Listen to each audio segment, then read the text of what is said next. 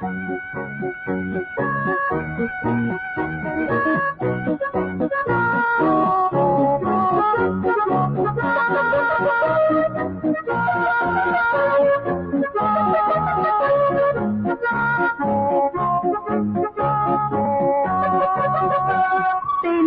ថានីយ៍វិទ្យុខ្សែសំឡេងអាយ៉ាងខ្សែលើកម្ពស់រលកវិទ្យុ256ម៉ែត្រត្រូវនឹង1170 kHz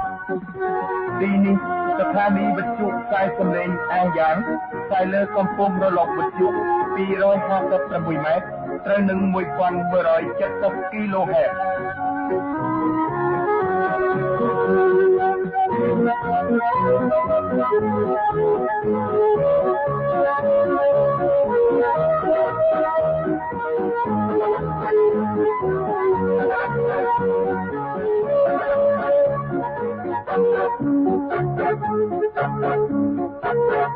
Thank you.